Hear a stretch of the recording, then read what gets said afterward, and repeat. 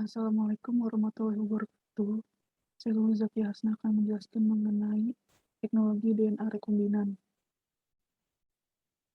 Jadi, teknologi DNA rekombinan merupakan teknik penggabungan DNA dari spesies yang berbeda, sehingga akan diperoleh organisme baru dengan sifat-sifat yang diinginkan. Jadi, teknik ini itu hadir karena ketidakpuasan manusia dengan kombinasi sifat yang ada di alam, sehingga timbul usaha untuk membuat kombinasi baru dari sifat-sifat yang diinginkan. Nah, teknik-teknik tersebut meliputi teknik mengisolasi DNA, teknik memotong DNA, teknik untuk menggabung atau menyambung DNA, dan teknik untuk menggabungkan DNA ke dalam sel hidup. Nah, dalam teknologi DNA rekombinan ini uh, terdapat beberapa manfaat, yaitu manfaatnya digunakan pada produksi beberapa jenis obat-obatan, vaksin, bahan pangan, bahan pakaian, dan lainnya. Nah, contoh produknya itu adalah insulin yang digunakan untuk mengobati penyakit diabetes. Jadi saat ini insulin telah diproduksi massal dengan menggunakan bakteri. Nah, kemampuan bakteri untuk memproduksi insulin manusia ini ada karena manusia telah berhasil memasukkan dan mengintegrasikan gen yang menyandikan insulin manusia ke dalam genom bakteri. Contoh lainnya itu ada kapas transgenik. Jadi kapas ini itu mengandung gen penyandi toksin yang berasal dari bakteri Bacillus thuringiensis. Nah, bakteri tersebut membuat kapas ini tahan terhadap hama. Dalam transfer DNA atau perpindahan DNA ini melalui 3 cara. Yang pertama ada konjugasi, transformasi, dan transduksi.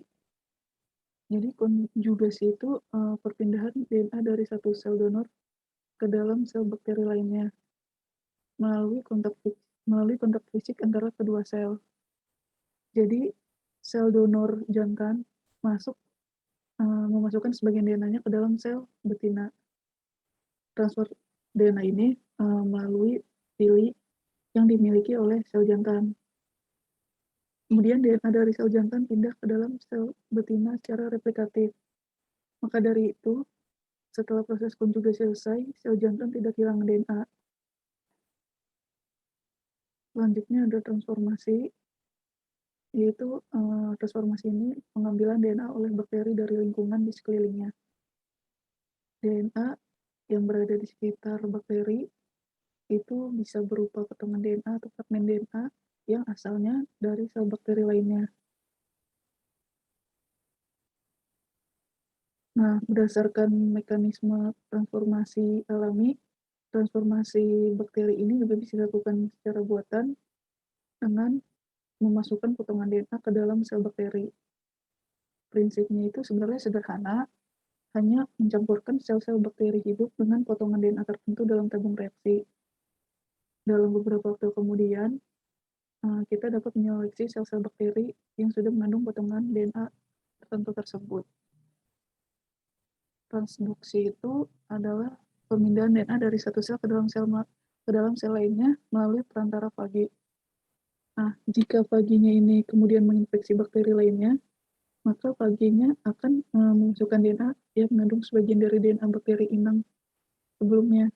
Jadi, dengan demikian, fagi tidak hanya memasukkan DNA-nya sendiri ke dalam sel bakteri yang diserangnya, tapi juga memasukkan DNA dari sel bakteri lainnya yang ikut terbawa pada DNA fagi.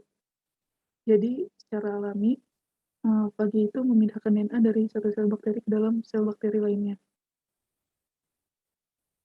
Perangkat dalam teknologi DNA rekombinan terdiri dari 7 perangkat, yaitu enzim transkripsi, enzim DNA ligase, plasmid, transposon, pustaka genom, enzim transkripsi balik, dan terakhir pelacak DNA atau RNA.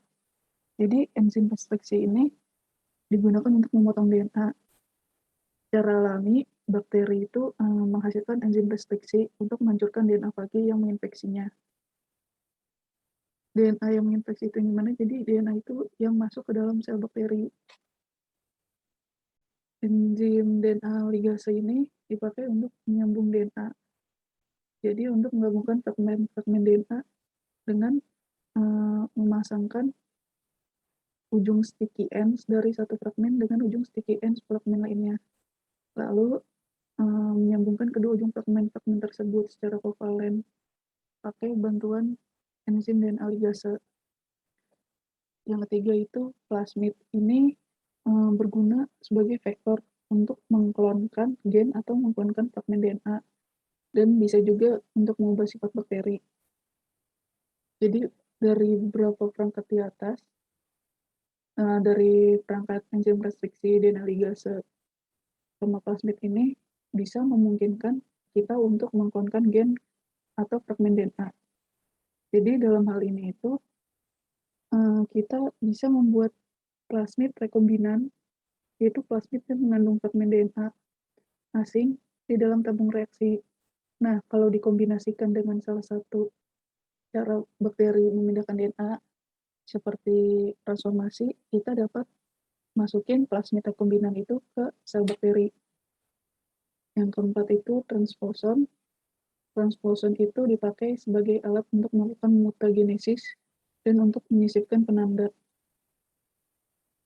Jadi transposon ini adalah DNA yang secara sendirinya bisa pindah-pindah tempat atau pindah-pindah posisi. Transposon ini juga bisa pindah pada satu molekul DNA atau pada satu kromosom. Selanjutnya ada pustaka genom. Pustaka genom ini fungsinya untuk menyimpan gen atau fragmen DNA yang sudah diklon. Lalu ada enzim transkripsi balik. Jadi fungsinya itu untuk membuat DNA berdasarkan RNA. Jadi enzim ini itu dahulu digunakan pada retrovirus untuk membuat kopi DNA berdasarkan RNA-nya. Nah, enzim ini lalu dipakai untuk mengkonstruksi kopi DNA yang disebut cDNA. C-nya itu berarti complementary. Jadi proses ini itu menggunakan RNA sebagai cetakannya. Makanya karena cara kerjanya itu kebalikan dari proses transkripsi, makanya dinamakan enzim transkripsi balik. Yang ketujuh ada pelacak DNA atau RNA. Nah, ini tuh digunakan untuk mendeteksi gen atau fragmen DNA yang diinginkan. Bisa juga untuk mendeteksi klon yang benar. Jadi klon yang benar itu, klon yang seperti apa? Klon yang benar itu adalah klon bakteri yang mengandung plasmid rekombinan, yaitu dengan menggunakan probe yang spesifik. Probe itu adalah pelacak kesimpulan.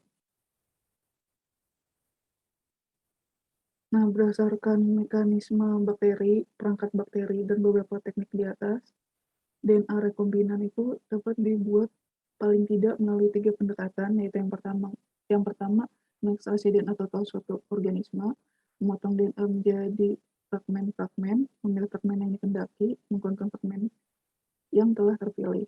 Yang kedua itu mengekstraksi DNA total suatu organisme, lalu memotong DNA total jadi fragmen-fragmen, menggunakan semua fragmen DNA pada vektor yang sesuai, kemudian menguji step 1 untuk mendapatkan gen yang diinginkan. Yang ketiga adalah sintesis gen atau fragmen DNA yang diinginkan secara langsung dan menggunakan gen atau fragmen DNA hasil sintesis.